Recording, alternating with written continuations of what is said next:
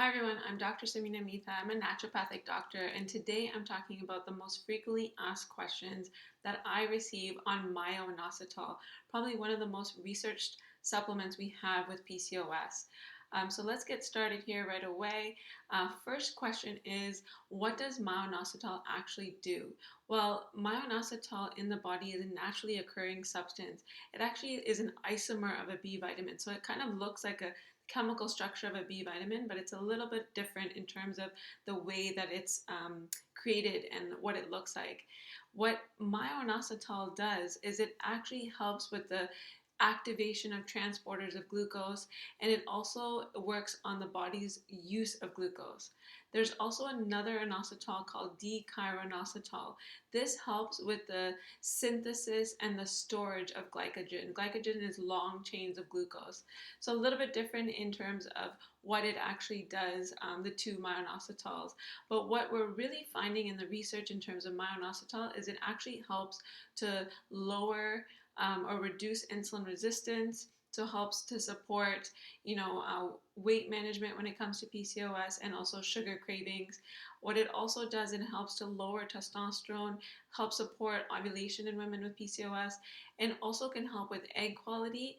And again, those sugar cravings and carb cravings, which is something that I think almost every woman with PCOS experiences. Okay, so the next question is, how long do you have to use it to see results? I typically find that it takes about 3 to 6 months for some women with PCOS to actually see results, but that's not to say that you can actually see results sooner than that. Just remember, it takes about 3 months for an egg to mature, so really important to give yourself and your body a little bit of time before, saying that it doesn't really work for you. Can you use it with any other medications? You can use it with other medications like metformin, but you really want to make sure that you're working with a healthcare provider to track your glucose and ensure that nothing goes wrong, because myo-inositol does actually help to lower glucose levels. So really important to be monitoring. Can you use it during pregnancy? There has been a little bit of research in terms of using myo-inositol in pregnancy, so I feel like it is okay to use. We do use it often to help with gestational diabetes, and if somebody does have, quite a bit of insulin resistance present. So really, again, depends on the person and your comfort level, and also talking to your healthcare provider so that you can be closely monitored in pregnancy. Do you need to use myo-inositol with D-chiroinositol? So a lot of supplements out there have both myo-inositol and D-chiroinositol, and one of the reasons why is because in the ovaries, what we see, there is a 40-to-1 ratio myo-inositol to D-chiroinositol. So we're trying to mimic that ratio when we're taking it in terms of a supplement form. It doesn't mean that taking a myo-inositol alone will actually won't do anything, because even just taking myo-inositol alone based on the research shows that it does help. When should you take it during the day? So myo-inositol can be actually taken at any time during the day. What we do find is taking it once in the morning, once in the afternoon, or kind of splitting it up does help with those cravings throughout the day, but it doesn't necessarily mean that you can't take all 4 grams daily at one time. That's what the therapeutic dose says based on the research. So 2 grams in the morning, 2 grams in the afternoon, or in the evening, whatever works best for you. And you can take it with or without food. So you just have to put it in water and drink it. It doesn't matter how much water you use.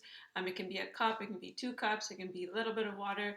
But sometimes drinking it in a large glass of water is a little bit better, because it slowly kind of gets in there. Sometimes what happens is when you take myo-inositol really quickly, it can kind of stimulate the digestive system and cause loose stools. So you just want to be mindful of that. And if that happens, what you could use instead is putting it in your water bottle and sipping it throughout the day. Or what you can do is, kind of take a smaller dose in the morning and then take a smaller dose later in the afternoon and another dose later in the evening to kind of split it up. Okay, so the next question is, what's the therapeutic dose for PCOS? So again, based on the research, what we see is about 4 grams daily. Okay, let's go into some more questions here. So lots of questions with myo-inositol, because I think it's probably one of the most popular supplements when it comes to PCOS, lots of research out there. What's the difference between myoinositol and dicarbonyl? And I kind of explained that before, but their action is a little bit different in terms of what they're doing, what each inositol is doing. It doesn't necessarily mean that just a myoinositol alone won't help insulin resistance. It actually could, so keep that in mind. What does does myoinositol help with lowering blood pressure? Um, Based on what I've seen, I haven't seen it really work with blood pressure. It's really used for glucose uptake and managing insulin and glucose. Should I be taking it if I'm on birth control? So it can be taken while on birth control. What it's also going to do, and it's not going to really help with ovulation in that perspective, but it's going to help with, because birth control is just going to outweigh all the effects of myoinositol in terms of getting you to ovulate. But what it's going to do is it could help with insulin resistance and the glucose. Should I continue using minoxidil after having children into my 40s and 50s? Yes, because insulin resistance actually even we see gets worse around this time. So it is important to get checked in terms of what insulin resistance looks like for you at that stage, and then consider minoxidil. Should someone with lean PCOS take minoxidil as well? Yes, I think it really kind of depends on the person.